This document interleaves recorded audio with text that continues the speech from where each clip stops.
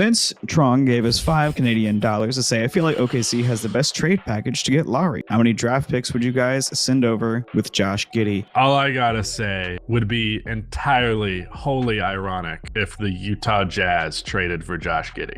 Just knowing their franchise history, you know.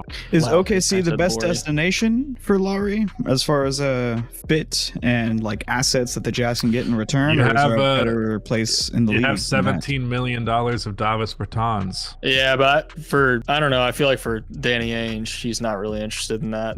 Well, the contract for next year is non-guaranteed, so that actually is a little enticing. Yeah, I think they'd have to pay a percentage of it to get him off of the books, but not most of it.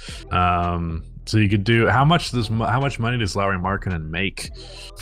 It's like north of 20 million, right? It's got to be. I think it's right around 25 a year. No, wow. Wait, what? He makes $17 million a year? Whoa. Dude, yeah, you can just trade Davis Bertans straight up.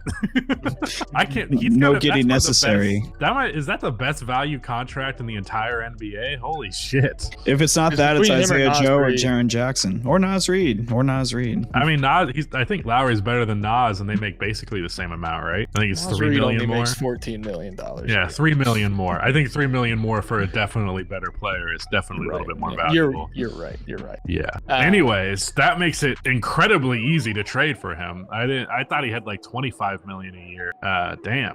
I guess that makes sense. I think that's the extension. He signed that with the Cavs, and he hasn't signed since. So I guess that was just his Cavs deal when he was a role player. I think the next segment we were going to talk about anyways is like potential trade destinations. So I guess we can just flow into that anyways. Yeah. But OKC is like the name that's getting thrown out there a lot. And I think I've told you guys, I would love if OKC traded for him. I think the big issue that's going to arise is Sam Presti has given off the impression with the way he's talked during the offseason that he's going to be like very stubborn and like not try to, rush anything, which I'm kind of to the point now where like circumstances have changed. OKC is way better than people thought. They're one of the best teams in the NBA. Chet is like already a top 10 center, even already looking like an all defense player, like way further along. So with that as your understanding, like you have to make moves. And I think there are very few players that I'd be willing to like cash in for. And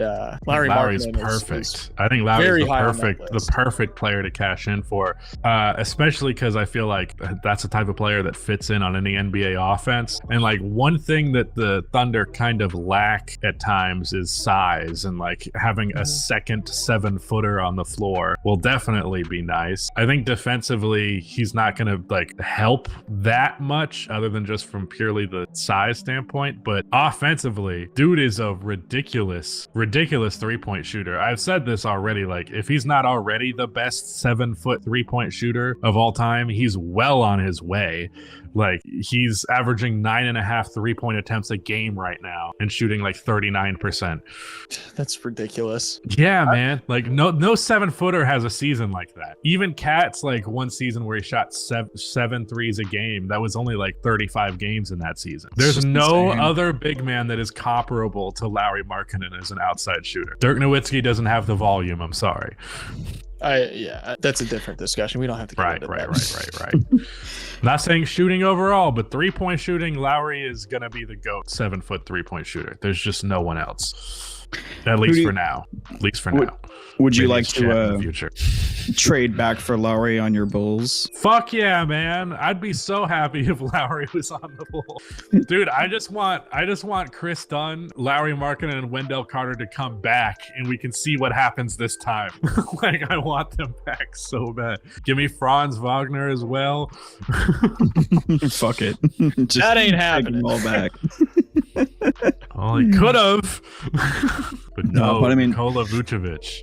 If Lowry does go to OKC, though, for real, I feel like that takes them from being on the fringe of contending, as some would say, to like maybe even being favorites. Like Denver's really good, but the depth and versatility that OKC would have if they were to just give up Josh Giddey and Davis Bertans and some draft picks to get Lauri freaking Markkanen, then yeah, I would be betting on OKC to win it all this year, regardless of the experience experience factor not being there. Yeah, I don't think, the only team that would be, funny enough, the only team that I think is like well equipped enough to shut down a theoretical OKC team that has Lauri Markkanen on it is the Timberwolves, just because they're so insane defensively. But yeah, there are very little situations where I could see a team beating an OKC team with Lauri Markkanen on it in a 7-game series. That's ridiculous. I'm literally only going Denver or Boston. Yeah. So like the two teams that we were like definitively contenders, I'll still take them just because the experience edge.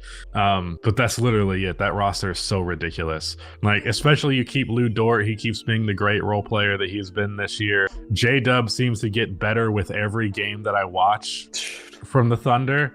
He's so good. Am I wrong? Is that not the impression? You're right. It seems like he keeps getting better every game. It was funny because last episode we kind of like touched on him a little bit, or no, it was like maybe 2 episodes ago. Pause. What? You said last episode we touched on him a bit. I don't know. It's kind of caught me off like guard. A normal turn of phrase. Like, I don't know. Get your mind out of the gutter, Jacob. I don't know, man. But J-Dub, like, across the board has improved so much this year. Way more than I realized. Like, he's averaging 3 more points per game.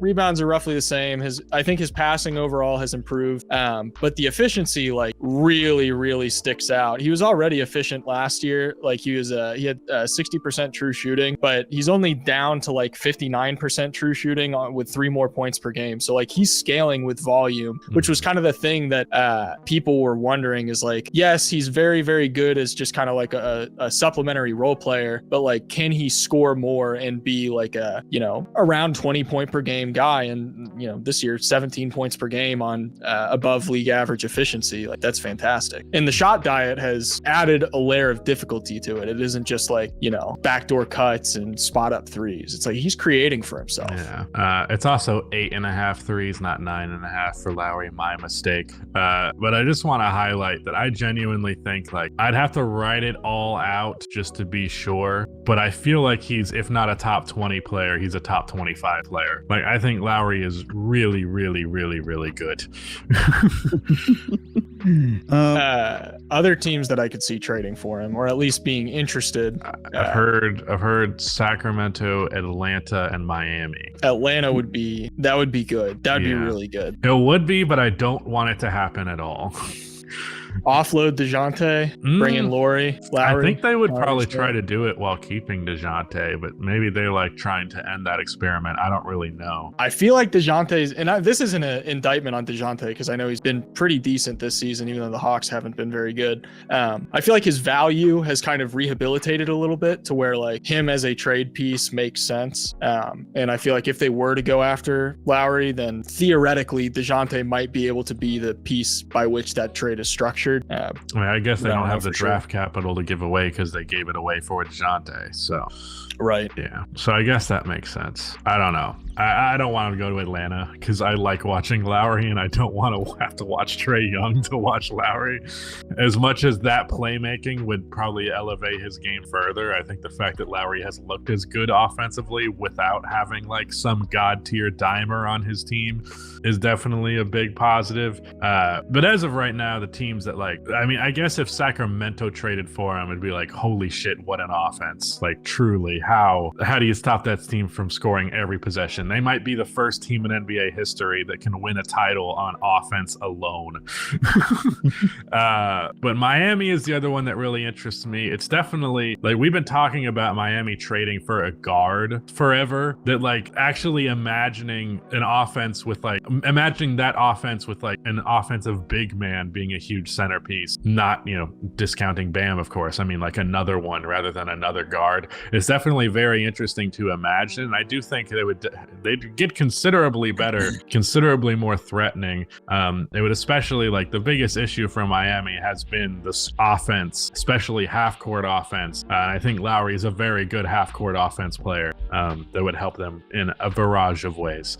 Yeah, I also think some of the folks in the chat have mentioned it, but the Magic would also be wise to kind of solve the backlog of guards that they have while also getting an upgrade just in general. Like that's just Markkanen is just a great player to have on your roster. And I think they could probably solve the kind of Markelle Fultz question and some of the other guys that are just kind of taking up space on their roster.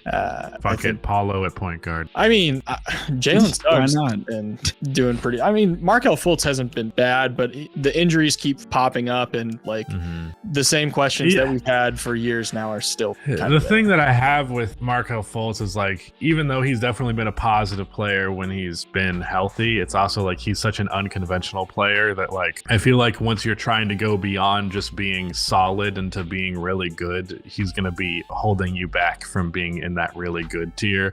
So like I wouldn't wait around on Markelle Fultz as much as we'd like to see him rejuvenate his career. If I'm Orlando, I would definitely be okay moving on from that. Yeah, real quick, I want to shout out Vince in the chat. The latest Jujutsu Kaisen episode was so good. That's not the comment I saw. So good. There was a comment about your Jackie Moon jersey.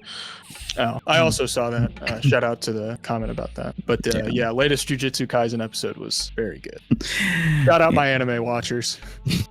One more team, you already know where this is going, that I want to bring up for Lauri Markkanen. The Grizzlies.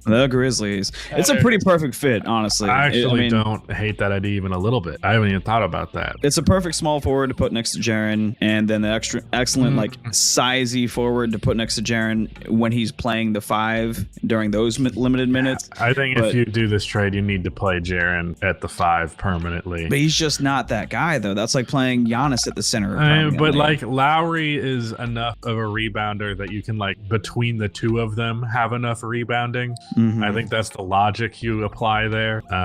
If Jaren cannot play center, that's going to hinder his entire career. Like it already has hindered him to this point, and like he needs to grow the fuck up and play center.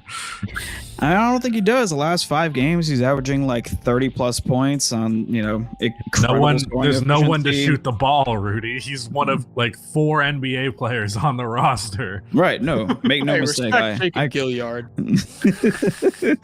Yeah, one of our second best two-way player, Jacob Gilliard. He's low-key been pretty good. Yeah, Jacob Gilliard, for a guy who's under 6 feet by a lot, has been pretty fucking good for real. But Jaren Jackson's excellent. Lauri Markkanen next to him would really maximize this team in terms of like filling in our gaps, because our biggest gap is on the wing. It's just a bunch of young guys that we drafted and have been experimenting with all year.